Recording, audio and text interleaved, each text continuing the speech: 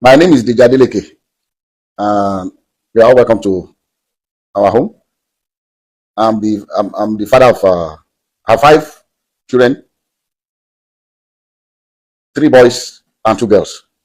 David Adeleke, that you all know as Davido, is the baby of my family, is the last one. And I'm calling this press conference. This is my ever first time of addressing the press.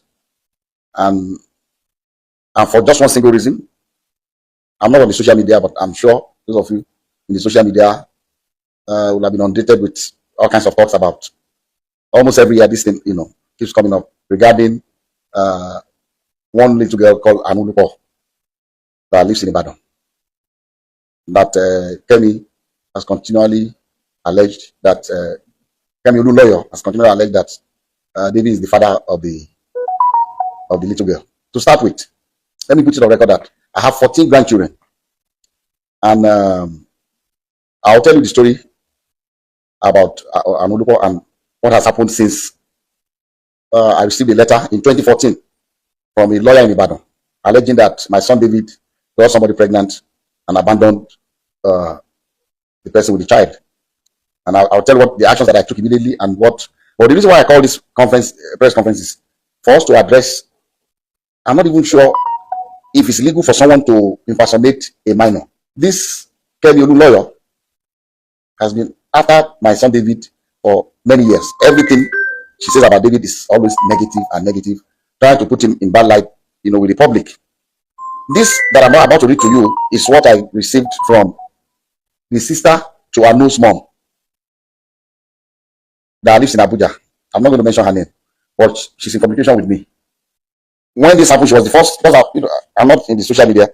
She saw the thing that was supposedly written by her niece, and then she sent this to me. Say, good afternoon, sir. So I hope your day is going well. I just saw this on a blog post. I just wanted to clarify that the account is not run by me, Ayo, or my mom. The account is run by Kemi Olu lawyer, whom we have cut ties with years ago. I really do not know why she keeps posting these things, knowing fully well that we are no longer in communication. We have reached out to her several times to stop posting anything about Anu. I'm sorry if this embarrasses your family in any way. And immediately I saw this, I called David. I said, David, have you seen anything in the social media? He said a lot of things, that this woman has started again. And I've always told David to ignore this woman because someone that her own son, her own biological son,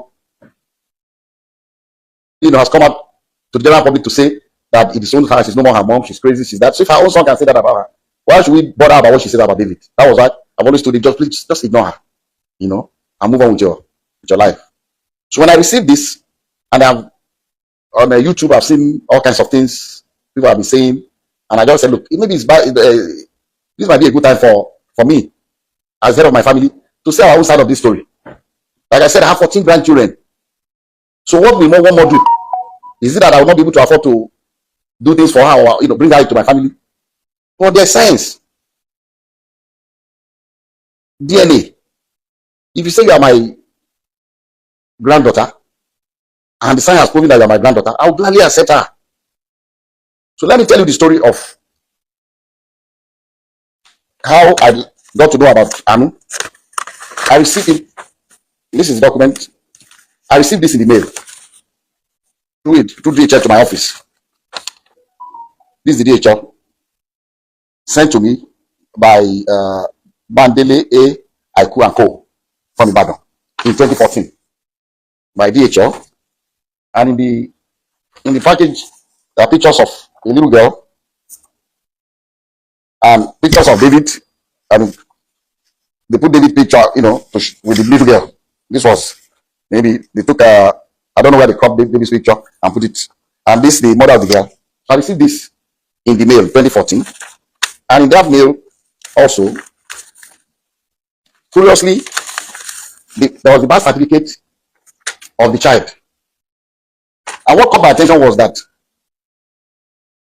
in the record of the birth certificate, it said full name of father, Adeleke David. Full name of mother, Adeleke Ayotomibe. How can she be Adeleke? So that caught my attention. And then also in that DHL package was this letter from the grandmother grandmother of Anu with her telephone number. I'm going to still show everybody up close so you can see everything.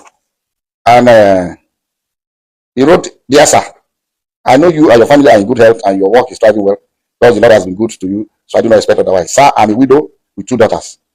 I lost my husband 30 years ago and have single-handedly raised both of them with the help of God, but still having been, but it has been very challenging. Early last year, my eldest daughter, Ayotomide, informed me that your son, Davido, was responsible for her pregnancy. Their meeting occurred when your son came to Ibadan for a show. I sat with her as a mother to ask her about the father of the child, and she has confided in me so many times that your son is indeed the father of her child. She put to bed on November 19, 2013, and gave birth to a baby girl. So I'm not trying in any way to extort you, but to ask that your son steps up for paternity test to confirm and take full responsibility of his daughter. I'm also not asking your son to marry her at all. Contained in this envelope are pictures of the baby and my daughter. So I know you are a God-fearing man, and I plead with you for the sake of the pain that the widow goes through to raise her children, that you give me a quick and favorable response. Thank you, and God bless you." Immediately I saw this letter, even before calling David, before telling David, about this, that I called this woman and I said, "Look, I've not spoken to my son yet, but I'm going to speak to him. But I'll suggest to you to give me your address in Ibadan. I'll send my driver to come and know where you live. But I can assure you that if this girl is my granddaughter, you have no problems with me. I'll welcome her into my family happily." She was happy. She gave me her address. I gave the address to my driver. My driver went to Ibadan the next day to know exactly where they live. And I told her that, "Look, the hospital that I use in Lekki here is an Indian hospital, Vadik Hospital. That's where I do my checkups and everything. And that I can ask the hospital to arrange for a DNA test." So when I went to the hospital, I went there myself. The hospital told me that they don't actually do the DNA test in-house. Or there's a clinic that they partner with that they will invite to take samples of both the child and the father. But these samples will be sent to South Africa for analysis. Elaborating in South Africa because it's not done in Nigeria. I don't think they have a lab in Nigeria that can do the DNA analysis. And I said, okay. And I called her, gave her the information that anytime they are ready, I'll send my driver to pick you up from Ibadan. So on the appointed day, I sent my driver to Ibadan very early. And my driver brought the mother of the child, the grandmother, and the baby. The 3 of them came. And because my driver knows Vadik Hospital, they came in. They were already there before I came in with. I asked David to come here, and Lati, his aide. So David, myself, and Lati went, and we met them at Vadik Hospital. We went upstairs, and the Indian doctor said, he will allow only David, myself, the grandma, the mother of the baby, and the child. Lati can wait. So we were all in the same room, and he told us the procedure. It was not. I've read in the social media that they were drawing blood. It was not done by blood. It was from their saliva in their mouth. So they brought the thing and swapped David's and put it in the container and sealed it. Swapped the baby's own and sealed it. And they told us that these samples will be sent to South Africa for analysis. And then when it's ready, myself and the mom and the grandmother grandmother of the baby, signed that both of us will be the ones to receive the result. So when the result was ready, I called her. They said, "Madam, they said the result is out. I'll send my driver to pick you up so that both of us, because they will not give it to one person. We've already signed that both of us will see the result." So we went and they opened the result before both of us. And, I read to you what, and I'm still going to show it to you. I'll show you all the other ones that we did also, but I can only show it to you, but I will not allow you to copy it because of one reason. Number one, it's very dangerous for someone's DNA profile to be in the public. Dangerous for David for one reason. Somebody can use it to frame him. If somebody commits a crime tomorrow and they say, they've taken sample of saliva or blood or whatever, or sperm or what, in case of rape, and the police comes out to say this is the DNA profile of the person will go to jail. So I cannot share. I'll let you see it, but I'll not allow you to copy his DNA. The portion that shows the result without the DNA profile, I'll show you can copy that. And at the same time also, I cannot legally share with you the DNA profile of that innocent little girl. I know, because she's a minor, and I don't have the permission of her parents to share her DNA, so we have to be very careful. But anyway, I'll show you the result for you to just see. So they opened This was the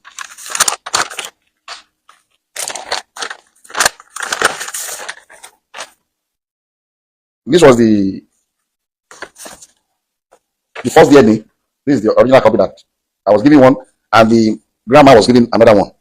And at the end of the whole story, they wrote here that probability of paternity 0.00%. And the mom asked the lab data, what does this mean? He said, it means that David is not the father of this child. And she was really disappointed. She broke down. She was crying, the grandmother. And then, okay, I skipped a point. When we first got to buy the hospital with David, and David saw the girl, David said, Daddy, I've never seen this girl before. And when I told David, I said, look, I don't want to listen to you. Whether you've seen her before or not, all I want is this DNA test. I don't want to know the story. I don't know what happened. I don't want to know. As if this girl is our child, I'm taking her. That was settled. And David was, asked the girl, have you seen the girl? I said, stop, don't talk to her. So that, it's like you're harassing her. Don't. So the girl was very quiet. Girl, she didn't say anything. She kept quiet. So we went. So the mom was disappointed, was crying that the result was not what she expected. And I told her, I said, look, people can make mistakes. Maybe they made a mistake in the lab. Maybe there's something. What I would suggest to you is let us do 2 more tests. I'll advise that you please stay in Lagos for 1 week. I'll pay for your hotel. Till the baby is here, the mom is here. The 3 of you should stay. Find 2 more reputable places. I don't know where else. This is the only place I come that can do this DNA test in Nigeria. So that I can go there and do it before. So I give some money to my driver. Go and get the hotel. Make sure they are comfortable. Give them some money to keep. And if you want the driver to drive around 5